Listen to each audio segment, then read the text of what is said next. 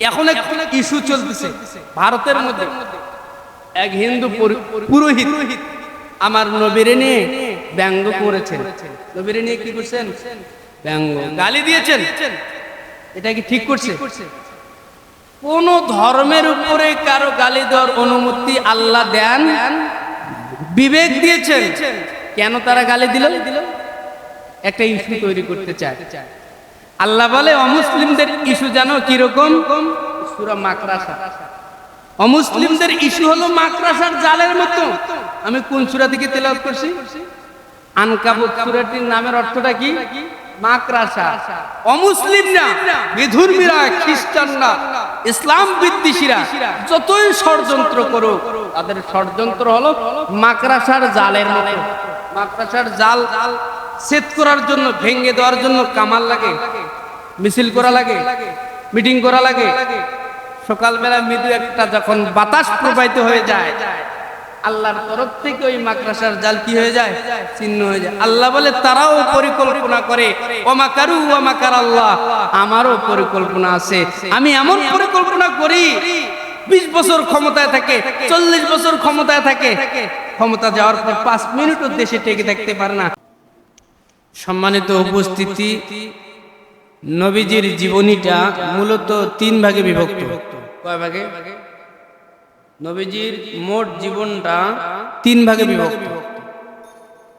একটি হলো মিলাদুন নবী, একটি কি?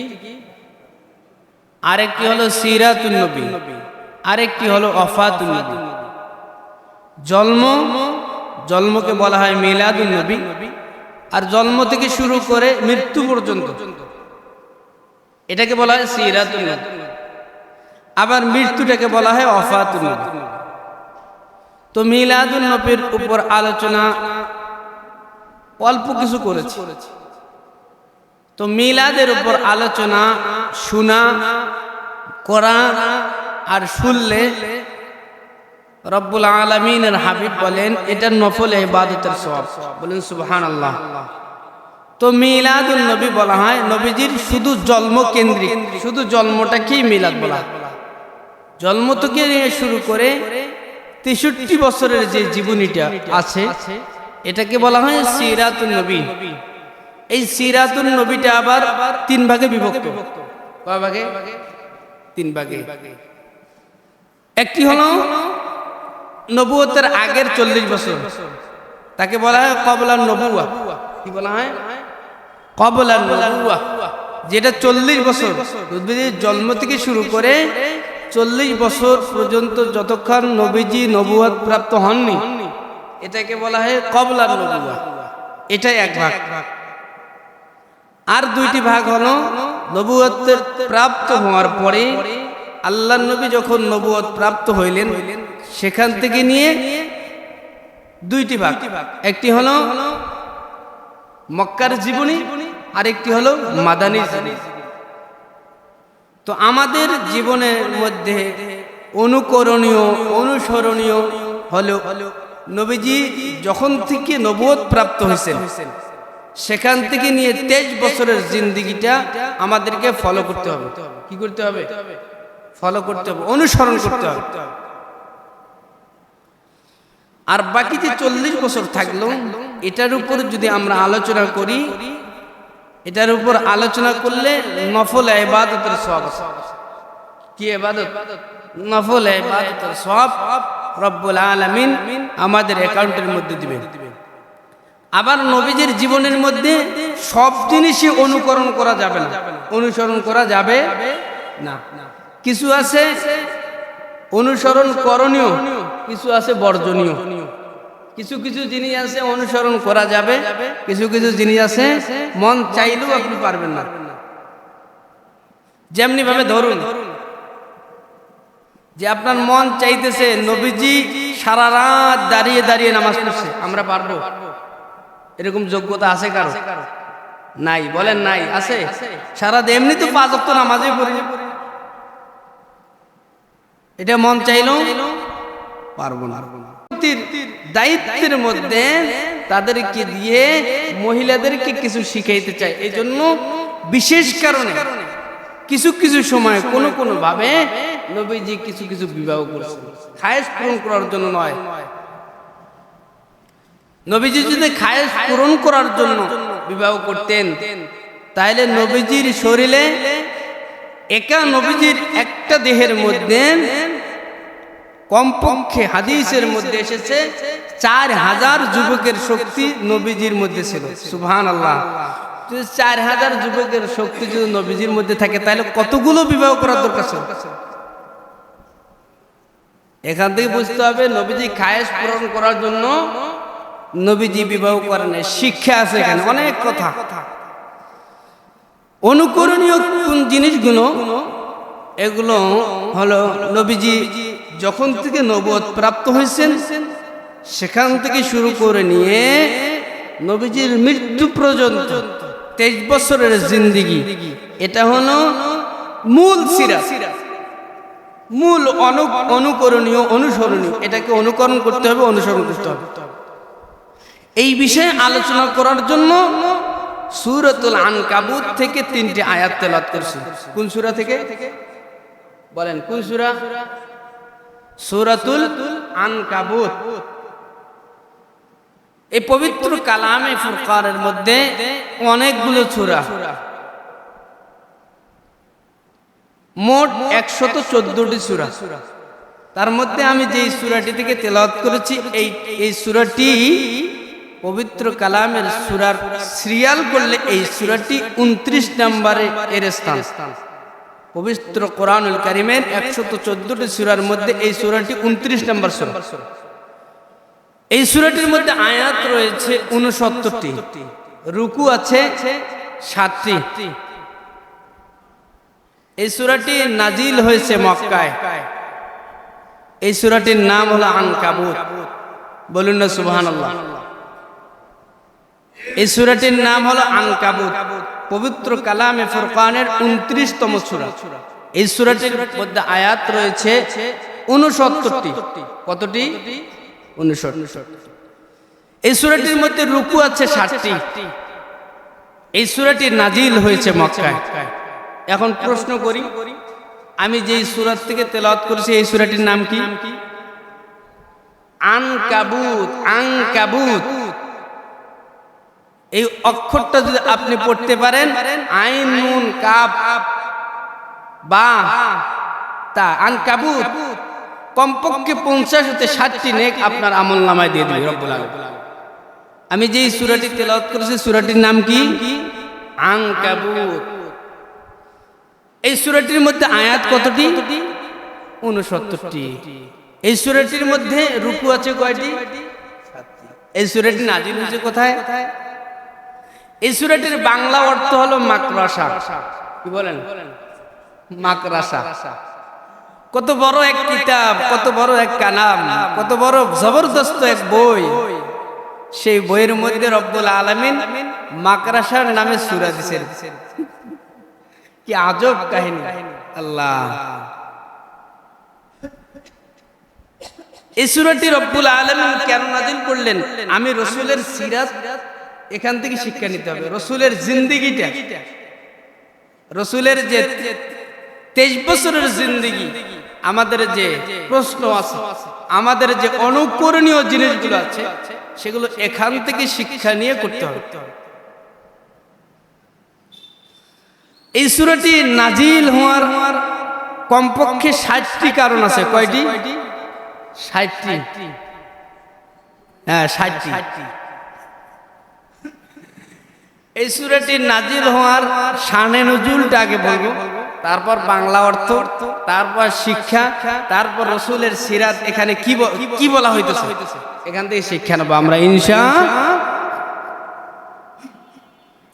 আসুন, এই সূরাটি নাজিল হওয়ার আগে আমি বাংলা অর্থটা বলি। আমি যে আয়াত 3টি পাঠ করেছি এর সরল বাংলা অর্থ বলবো। প্রথমে রব্বুল আলামিন বলেন, বিসমিল্লাহির রহমানির রহিম, আলিফ লাম মিম। বলেন না, কি বলছেন আল্লাহ? কেউ বললেন, কেউ বললেন না, কেউ জবান বন্ধ রাখলেন, কেউ খুললেন। আমাকে বুঝাইতে চাচ্ছেন আপনারা আমি জবান বন্ধ রাখবো, আপনার কি করার আছে? আমার কোনো করার নেই। আমার কি, আমার কোনো করার নাই। আপনার কপাল খারাপ, বদনসিব, মসজিদের ঘরে কোরআন তেলাওয়াত করতে বললাম আপনারা করলেন না, এর থেকে বদনসিব আর হতে পারে? সোনালী সুযোগ বললেন চাষ শেষ, পড়ুন আলিফ লাম মিম।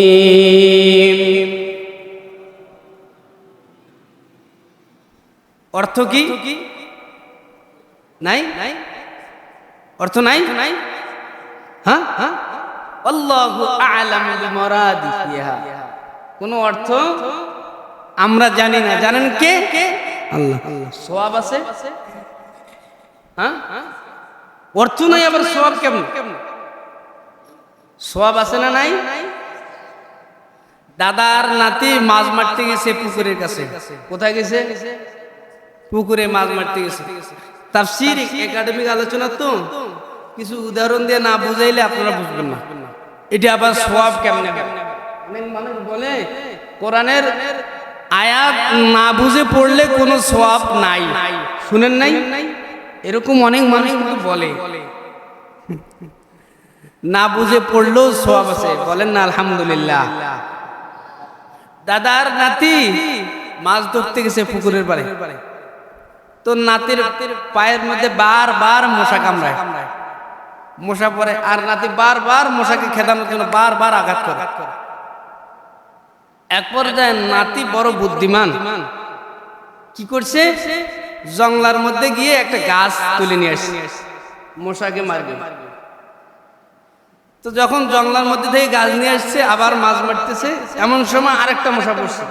তো হাত দিয়ে না মারা, হাত দিয়ে না মেরে ওই গাছ দিয়ে আঘাত করছে। তো ওই গাছ যেখানে লাগে সেখানে চুলকায়, যেখানে লাগে সেখানে চুলকায়। দাদা আপনি না বুদ্ধি দিলেন গাছ দিয়ে মশাকে তাড়াইতে হবে, এখন তো গাছ দিয়ে মশাকে মারার জন্য তাড়া করতেছি, কিন্তু ওই গাছ যেখানে লাগে সেখানে চুলকায়, কারণ কি? আগের থেকে বেশি ব্যথা লাগে। রাতের মধ্যে মাছ মারতেছে, দাদা বড় কৌশলী, দাদা সঙ্গে সঙ্গে গাছটা হাতে নিছে, নেওয়ার পর লাট মেরে দেখতেছে ওটা যেন যেন গাছ নয়, ওটা হলো চুত্থার গাছ। কিসের গাছ? গায়ে লাগলে চুলকায় না? চুলকায় না? আল্লাহর তৈরি করে একটা গাছ, যদি কোথাও লাগলে চুলকানি বেড়ে যায়। কোরআন তো আর আল্লাহর তৈরি করা কোনো মাখলুক নয়, কোরআন তো ডাইরেক্ট আল্লাহর কালাম। এটা শুধু শরীরে লাগলে চুলকাবে না। আল্লাহর নবী বলেন, যার মধ্যে, যার সিনার মধ্যে, যার দেহের মধ্যে কোরআনটা সেট হয়ে যাবে, এর দেহটা পুরাই সোনায় সোহাগা হয়ে যাবে। সুবহানাল্লাহ। শুধু সওয়াব না, বরং হাদিসের মধ্যে এসেছে আলিফ লিখতে 3টি অক্ষর লাগে। কয়টি অক্ষর? কয়টি অক্ষর বলেন না? আলিফ লাম থা, আলিফ লাম আলিফ। আল্লাহর নবী বলেন আলিফ লাম মিম বললে শুধু এক নেকি, 10টা নেকি নয়। মান জা বিল হাসানাতি ফালাহু আশরু আমসালিহা। যদি কোনো মানুষ আল্লাহকে রাজি খুশি করার জন্য তার জবান দিয়ে পবিত্র কালামের অক্ষরগুলো পাঠ করতে থাকে, জবান আর অন্তর যদি এক হয়ে যায়, রব্বুল আলামিন এক একটি অক্ষর পড়ার বদলায় হাজার হাজার নেক বান্দা বান্দির আমলনামায় দিয়ে দেয়। সুবহানাল্লাহ। আলিফ লাম মিম সব আছে না নাই? আলহামদুলিল্লাহ বলেন না? পৃথিবীর এমন কোন বই আছে না বুঝলে সব আছে? আপনি ডাক্তারের কাছে গেছেন, যাওয়ার পর প্রেসক্রিপশন দিয়েছে, আপনি পড়তে পারেন না, এটা কি লিখছে বুঝেন না। ঔষধের দোকানে গেছি, সেও বুঝে না, ঔষধ দিবে যে এমনিতে দিয়ে দিলাম, বাংলাদেশে দিবে, কয় কি রোগ বলেন? প্রেসক্রিপশন যখন ধরতে পারে না, কয় ওই গ্রুপের নাই, আরো অন্য গ্রুপের আছে, বলে না? বাংলাদেশ, এটা কি দেশ? বাংলাদেশ, সোনার বাংলাদেশ। কিসের বাংলাদেশ? আর বলেন না কিসের বাংলাদেশ? সোনার বাংলাদেশ। কোন দেশের আগে সোনা লেখা নাই, শুধু সোনার মক্কা আর সোনার মদিনা, 3য় নম্বরে সোনার বাংলাদেশ। আর সব সেক্টরে শুধু সব সেক্টরে কি আমি বলি নাই তো, নেতা বলছে। আমি বলি নাই, কে বলছে? নেতা। এত মানুষ এত কিছু পাইলো, আর আমি চোর পাইলাম। আমি কি পাইলাম? আর চোর এখন তো বেশি। আর যেই অফিসে যান 1000 লোক থাকলে 10 জন লোক সৎ আছে কিনা আল্লাহ ভালো জানে। একটা কাগজ এক টেবিল থেকে আরেক টেবিলে যায় না, এত দুর্নীতি। আল্লাহ, এই দেশে কাকে দিয়ে কি করাবে? এদেশে ছাত্ররাও মাস্তান নাই। ছাত্র ছাত্র আরে শিক্ষক, শিক্ষক আর ছাত্র, এটার বিষয়টা আপনারা জানেন? একটা শিক্ষক চাইলে একটা ছাত্র সারা বছর গোলাম করে রাখতে পারে। এই ছাত্ররা আবার শিক্ষকের বদনাম রটায়। এই ছাত্ররা আবার শিক্ষক নিয়ে কেলেঙ্কারিতে জড়ায়। এই ছাত্ররা আবার শিক্ষককে পদত্যাগ করতে বাধ্য করে। এরকম আপনারা দেখতেছেন না? এটা কি ঠিক? আর বলেন, এটা কি ঠিক? সবাইকে বলবেন এটা কি ঠিক? না, এটা করা যাবে। আপনি বুঝান, শিক্ষক মারাত্মক জিনিস। আল্লাহ, আমার হুজুর আল্লামা শাহ আহমদ শফি রহমতুল্লাহ আলাইহি বলেছেন, বাবা শিক্ষকের কদর করো। শিক্ষকের কি করো? কদর করো। ইলম এটা আল্লাহ প্রদত্ত এক নিয়ামত। শিক্ষা এটা আল্লাহ প্রদত্ত এক জিনিস। শিক্ষকের সাথে বেয়াদবি করলে হালাক হয়ে যাবে। সেটা বাংলা শিক্ষক হইলেও হতে পারে, ইংরেজি, অঙ্ক, যা হোক, আপনি শিক্ষকের সাথে সদাচরণ করেন। আসুন, এটা আলাদা সাবজেক্ট। শিক্ষকের উপরে আলোচনা করতে গেলে এই মূল আলোচনায় ঢুকতে পারবো। আসুন, বাংলা তরজমা আলিফ লাম মিম, এর অর্থ কে জানেন? বলেন না, কে জানে? কে জানে? আল্লাহ ভালো জানেন। আল্লামা ইমাম ফখরুদ্দিন রাজি রহমতুল্লাহ আলাইহি বলেন, কোন কোন সময় নবীও জানতেন, কোন কোন সময় এগুলোর অর্থ কে জানতেন? এটা গোপন পিন কোড, গোপন পিন কোড। এটা আল্লাহ আর তেনার রসুলেই ভালো জানেন। কি আলোচনা হয়েছে আল্লাহ এবং তেনার রসুলের সাথে? আল্লাহর কি আলোচনা হয়েছে নবী আর আল্লাহ ছাড়া কেউ জানে। তারপরে আল্লাহ বলতেছেন, আহাসিবান নাস আইয়ুতরাকু আইয়াকুলু, লোকেরা কি এই মনে করে আমরা ঈমান এনেছি বিল্লাহি, আল্লাহর উপরে, ওয়াহুম লা ইফতানুন, এই কথা বললেই তাদেরকে ছেড়ে দেওয়া হবে? লোকেরা কি মনে করে আমরা ঈমান এনেছি এই কথা বললেই তাদেরকে অব্যাহতি দেওয়া হবে, ছেড়ে দেওয়া হবে? তারপরে আল্লাহ বলেন, ওয়ালাকাদ ফাতান্নাল্লাযীনা মিন ক্বাবলিহিম ফালা ইয়ালামান্নাল্লাহুল্লাযীনা সাদাকু ওয়ালা ইয়ালামান্নাল কাযিবিন। না, ছেড়ে দেওয়া হবে না, আমি পরীক্ষা করব। কি করব? আমরা বললাম আল্লাহ কেন পরীক্ষা করবেন? আল্লাহ বলতেছেন, তোমাদের আগে যত নবী, রসুল, গাউস, কুতুব, সাহাবায়ে কেরাম, যত মুসলমান এসেছিল, সমস্ত মুসলমানদের থেকে পরীক্ষা নেওয়া হয়েছিল। কি নেওয়া হয়েছে? আমরা বললাম আল্লাহ কেন পরীক্ষা করবেন? আল্লাহ বলেন, ফালা ইয়ালামান্নাল্লাহুল্লাযীনা সাদাকু, ঈমানের দাবিতে কারা সত্যবাদী, ওয়ালা ইয়ালামান্নাল কাযিবিন, এবং ঈমানের দাবিতে কারা মিথ্যাবাদী। এটা হলো বাংলা তরজমা। এটা কি তরজমা বললাম? বাংলা। এখন আসুন শানে নুজুলটা বলি। তারপর এই আয়াত থেকে রাসূলের জীবনী থেকে শিক্ষা নিতে হবে। এখানে তিনটা কথা শানে নুজুল বলার পরে এখানে আল্লাহ পাক রব্বুল আলামিনের পক্ষ থেকে তিনটা কথা। কেন আল্লাহ পাক রব্বুল আলামিন পরীক্ষা করবেন আর কেমনে পরীক্ষা করছেন? ঈমানের দাবিতে সত্যবাদী কারা, ঈমানের দাবিতে মিথ্যাবাদী কারা, এটা জানতে হবে রাসূলের জীবনী থেকে। আমরা ঈমানের দাবিতে সত্যবাদী না মিথ্যাবাদী? আসুন আমরা শানে নুজুলটা শুনে নেই। এই আয়াতটি রব্বুল আলামিন কেন নাজিল করলেন? হুজুর শানে নুজুল কেন বলবেন? শানে নুজুলটা জানলে আপনার আলোচনাটা বুঝতে সহজ হবে। আলোচনাটা বুঝতে কি হবে? 2 নম্বর কথা, এই জন্য আমরা শানে নুজুল শুনবো, যদি ওই সমস্যাগুলো আমার আপনার জীবনের মধ্যে থেকে থাকে তাহলে এই আয়াত থেকে শিক্ষা নেব। কি করতে হবে? আল্লাহর নবীর একজন সাহাবী শানে নুজুল বলতেছে, শানে নজুল কয়টা আছে এই সূরার? 60টি। কয়টা? 60টা। কয়টা? 60টা। তার মধ্যে আমি একটা বলি। আল্লাহর নবীজির সাহাবী নাম তার হলো হযরত খাব্বাব রাদিয়াল্লাহু তাআলা আনহু। কি নাম? হযরত খাব্বাব। বলেন না কি নাম? হযরত খাব্বাব রাদিয়াল্লাহু তাআলা আনহু। নায়ক নায়িকার নাম তো খুব মস্ত, একটা নাম ধরলে 10টা নাম বল। আর সাহাবীর নাম শুধু আবু বকর, উমর, ওসমান, আলী, এই সমস্ত নাম আমরা কিছুটা জানি, আর বাকিগুলোর নাম জানি না। হযরত খাব্বাব রাদিয়াল্লাহু তাআলা আনহু নবীজির জলিলুল কদর সাহাবী। তো তখন ওনারা যখন ইসলাম গ্রহণ করছে আর আমাদের ইসলাম গ্রহণ কি এক? ওরা জন্মসূত্রে মুসলমান, জন্মসূত্রে মুসলমান, আমরা কিন্তু জন্মসূত্রে মুসলমান। হযরত খাব্বাব রাদিয়াল্লাহু তাআলা আনহু ঈমান গ্রহণ করার পরে এমন মার শুরু হইছে তেনার উপরে, এমন জুলুম নির্যাতন।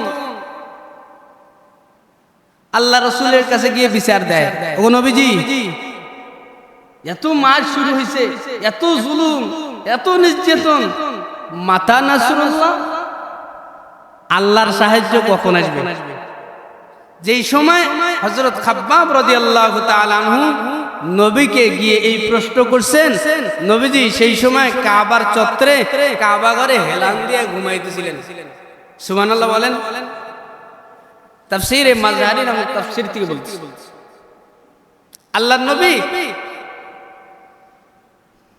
কাবার চত্বরে ঘুমাইতেছেন, এমন সময় খাব্বাব গিয়ে বললেন, ইয়া রাসূলুল্লাহ, ইয়া হাবিবাল্লাহ, গো আল্লাহর দোস্ত, এত জেল জুলুম, এত নির্যাতন, এত মারামারি, এত আঘাতের উপর আঘাত, আল্লাহ বুঝি দেখে না? মাতা নাসরুল্লাহ, কখন আল্লাহর সাহায্য আসবে?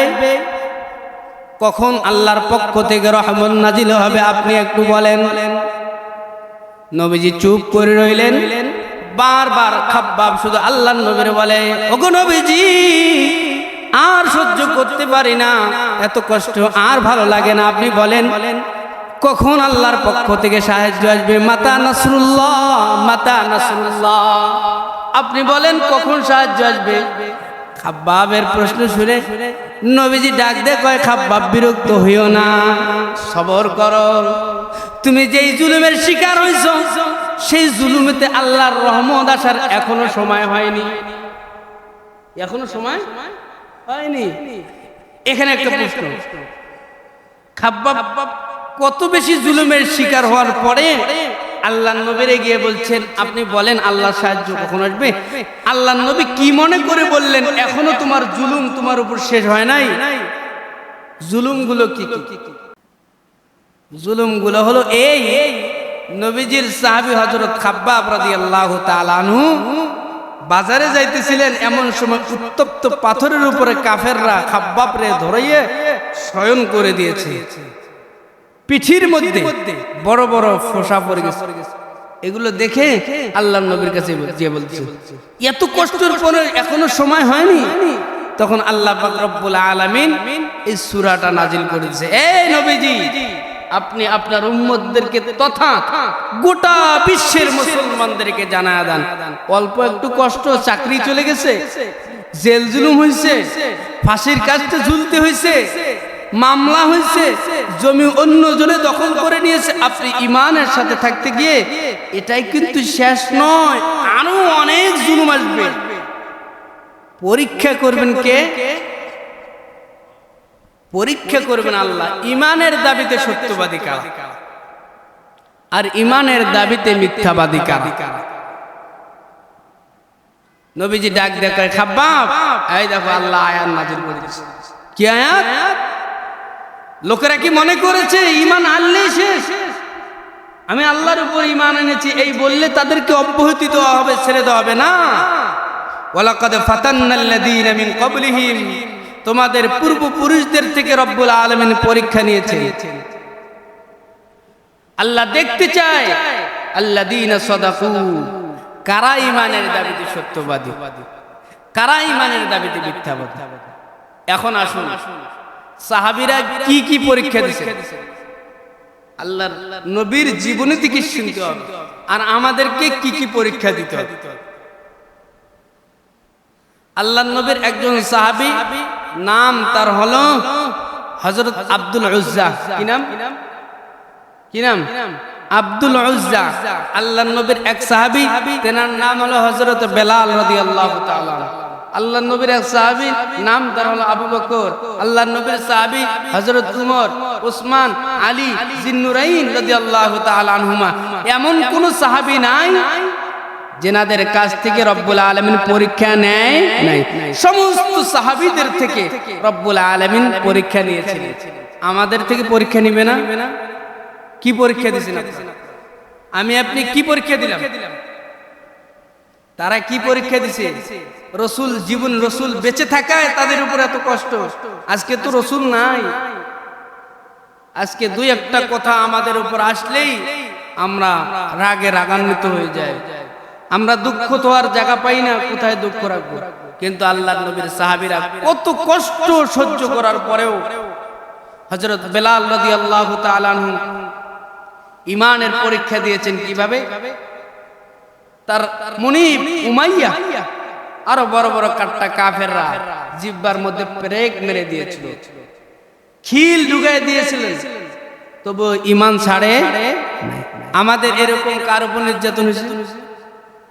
আমাদের উপর নির্যাতন হয়েছে যারা আলেম, যারা কি আলেম, যারা দ্বীনের দায়ী, যারা আল্লাহর রাস্তায় আল্লাহর কোরআন শিখেছেন, দ্বীনের দাওয়াত দেন, মাদ্রাসা মসজিদ নিয়ে থাকেন, তাদের উপর কিছুটা আযাব এসেছিল, জেলখানায় রাখা হয়েছিল।